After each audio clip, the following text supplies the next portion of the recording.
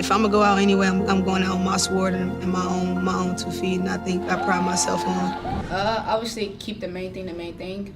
We knew that Chicago had a lot of like up and down as far as their roster and who was playing and who wasn't. A team that likes each other, they play harder for each other. They sacrifice for each other. I believe that with my whole heart. What do you get when you mix a superstar guard, a chip on the shoulder, and a whole lot of doubters? You get Kelsey Mitchell and the Indiana Fever, ready to flip the WNBA playoffs upside down. ESPN might not be laughing now, but they will be soon, at themselves. What could be stranger than Mitchell's comeback? How ESPN is handling Caitlin Clark and the Fever. While the Fever prepare for their playoff game, anarchy is also spreading off the court. ESPN's coverage of Caitlin Clark and the Indiana Fever has left many confused. What the sports Goliath knows, we do not know. Consider the predictions made by ESPN for a moment. Their actions imply that the Fever are about to be overtaken by the Sun. Some experts have even spoken about a series sweep. Do you believe that to be true? It seems as though they were unaware that Clark had just been selected to the first team of the All WNBA and earned Rookie of the Year. That is very amazing. For a novice, it is the stuff of legends. But here is when things really get hot. And then her just confidence, you can't help but watch when she plays, where she's shooting from, the range, the confidence, the flair, like she's a performer. For myself, like coming in, right off my college season and then coming right to the WNBA, having that reset has been something that I probably haven't had in like a year. Indianapolis' finest. Big shot.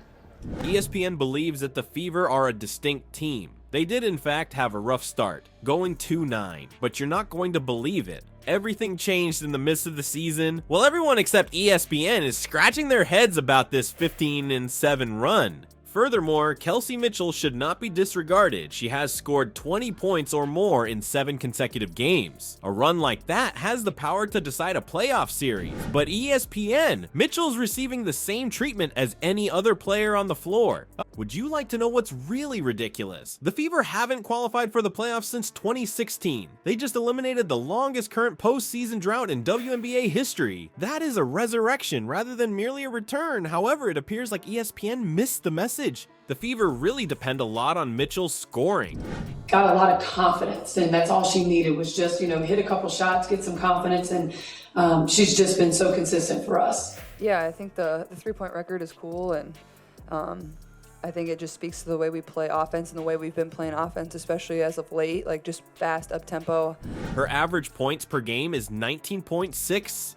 Not only is it beneficial, it modifies the game. There are other arguments besides hers. Her presence on the court is especially beneficial to Clark because it creates opportunities for everyone else. Regretfully, ESPN is totally misguided. All of their focus is on the Suns' past accomplishments, and they fail to notice the Fever's incredible journey. They seem to be immersed in an entirely separate league. Still, what do you know? Maybe this is the best way to deal with the Fever. With all this contempt and doubt, energy is that. That's the kind of thing that inspires teamwork, is that Mitchell and Clark and the rest of the Fever crew, they have other goals in mind now than just winning. Their intention is to disprove everyone's beliefs.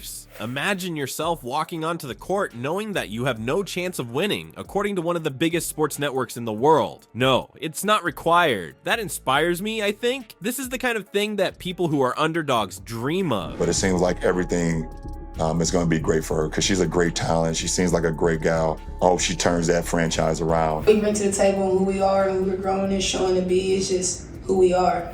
I can't really put my finger on it, but I think for us, in retrospect, it was about changing the dynamic and the culture of the Indiana Fever. The Sun is a brick wall, not just another barrier. Great teams, however, overcome challenges. The simmering antagonism between Clark and Carrington makes this series seem like a high-stakes chess match. Put differently, the Fever aren't just stepping onto the court. Their next course of action is to enter a defensive fortress. The Sun finished the regular season with a 28-12 record after defeating Indiana 3-1 in the season series. That is really amazing. It's imposing. But here's when things really get hot. The Fever have undergone significant turnover from before the season started. Remember their 15-7 run? This kind of momentum might change how the playoffs play out, and the Sun might be taken aback now that Mitchell is again available. Allow me to rehash the Clark-Carrington rivalry for the purposes of argument. This is about more than two players competing against each other. Two very different playing styles are colliding. Clark's assault weaponry versus Carrington's lockdown defense. It's like witnessing a meteor strike a rock when the two forces clash. Is it really true? The Sun have a 3-0 record against the Fever this season. However, when did they last meet? The Fever won out in the end. That's more than just a triumph. It's a bold statement, like saying, "We've got you figured out." Imagine that Clark and Mitchell are teammates in the backcourt. Hasn't just been rapidly approaching, it's been blinding. Led by one of the best rookie seasons in league history by Caitlin Clark. This group, that draft class that came out, they've taken really good leaps at making teams better, and I think C-Square has done that for us like that. And I think for me personally, I'm focused on my team and what we got going on right now, the record for me. Since the Olympic break, Mitchell has been crushing it with an average of 28.3 points per game. Not only is it beneficial, it modifies the game. What is Clark's position? She is no longer regarded as a novice. She is not to be taken lightly. When questioned about playing with Mitchell, Clark responded, "I think Kelsey has been playing really good basketball. She is the only player in a backcourt who, in my opinion, makes things easier." That's more than just lighthearted humor. It's a warning to the whole league. But we can't make too many assumptions just yet. The Sun are still quite strong on defense. Throughout the regular season, the Fever had the 11th highest defensive rating. I'm not feeling too impressed. In addition, not to face the Sun, it's like trying to score against a 5 Diana Carrington team. If we may say so, Carrington is more than just another defender. There is a link between her history and Clark.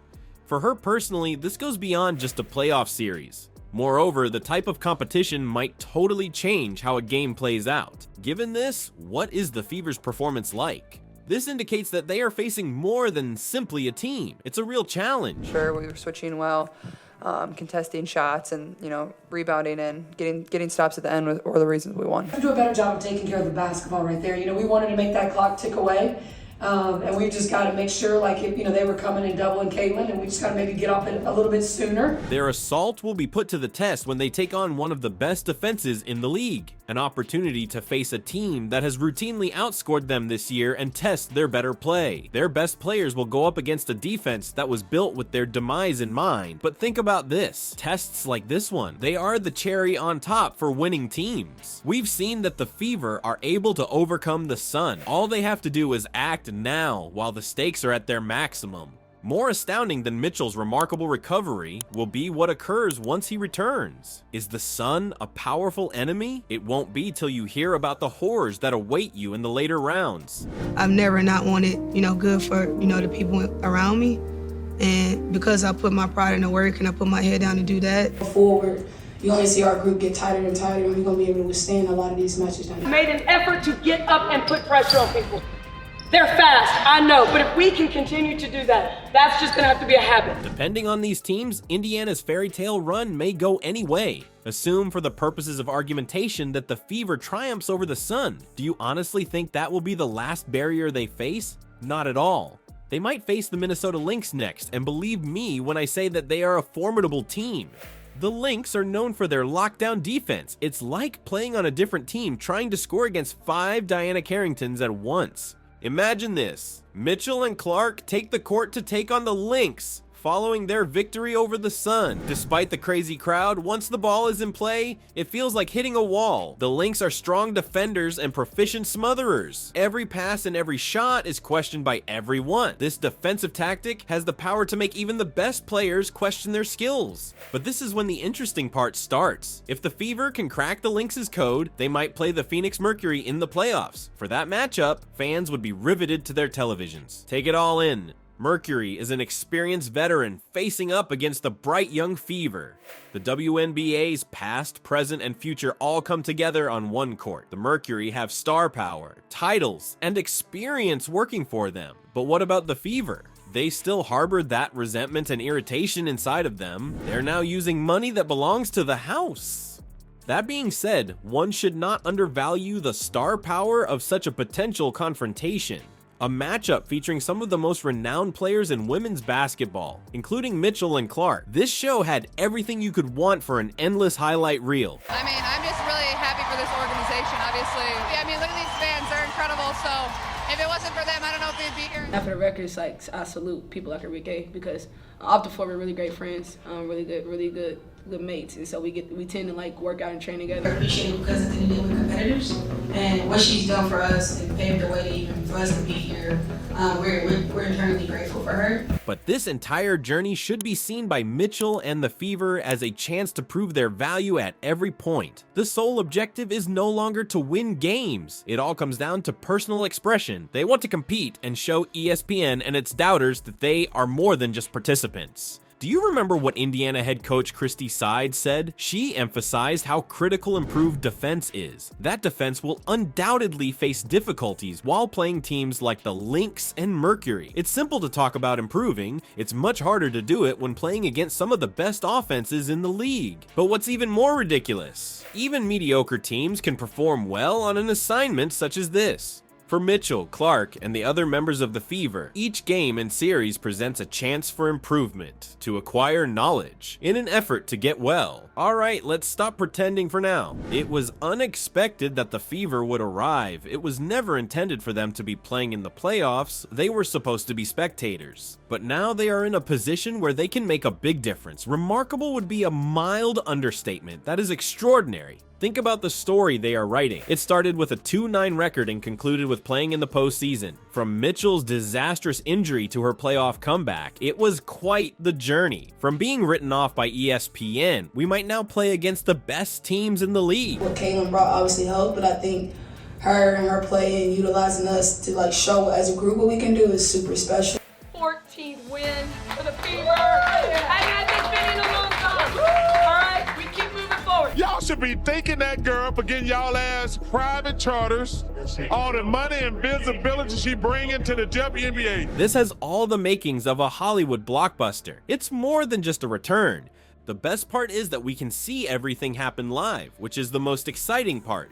Any particular move in any given game gives the Fever the chance to stun the entire globe. But with Mitchell, she has the chance to firmly establish herself as the best player in the game.